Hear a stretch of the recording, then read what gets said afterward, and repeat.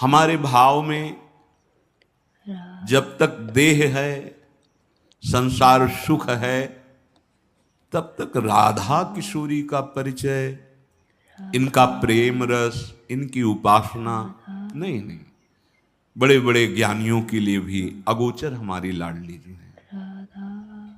वो इस रस को प्रदान करने के लिए प्रकट है। हमारी स्वामिनी जी का एक नाम है रसदात्री, रस प्रदान करने वाली।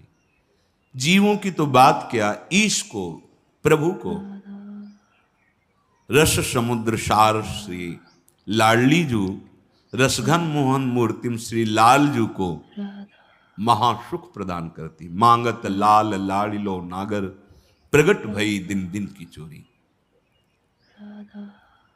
जब लालजू महाराज नंद भवन में प्रकट हुए, संपूर्ण ब्रजमंडल में महामोद, रिद्धियां सिद्धियां सब गलियों में हाथ जोड़े खड़े हैं। शीतल मंद सुगंध वायु सेवा कर रही है। संपूर्ण प्रकृति ऋतु की मर्यादा तोड़कर एक साथ प्रकाशित हो रही।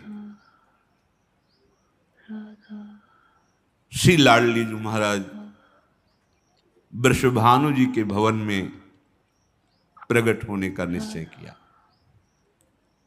ये बहुत प्रेमी स्वभाव के श्री वृषभानु जी हैं, समस्त ब्रजवासियों के प्राण हैं। और नंद बाबा और वृषभानु जी ये तो एक दूसरे के जीवन ही है। भगवान श्री हरि की कृपा से वृषभानु जी के एक पुत्र हुआ श्रीदाम, पर उनके मन में एक स्वर्णिम कांति की किशोरी झलकती रहती थी।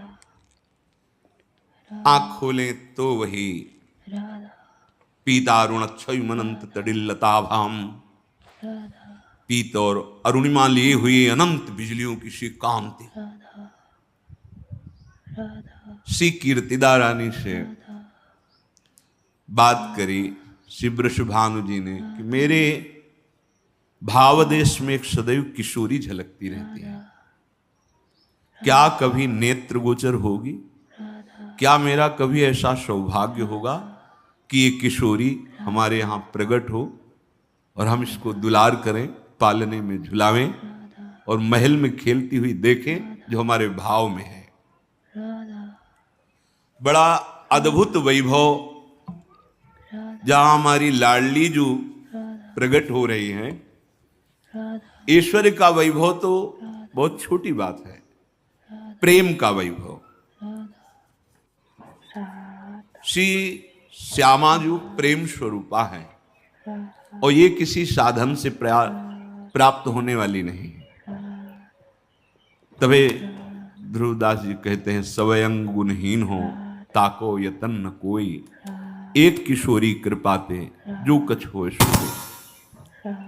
मन में निश्चय हुआ कि इस किशोरी को प्राप्त करने के लिए एक ही उपाय केवल है, वो श्री जी ने दिया, यमुना रस रानी प्रसन्न हो जाए। वृषभानु जी के हृदय में प्रेरणा हुई कि जो तुम्हारे भाव देश में लाडली जो हैं, अगर इनका प्रादुर्भाव चाहते हो तो यमुना रस रानी को प्रसन्न कर लो। बहुत महिमा है श्री यमुना रस रानी जी की।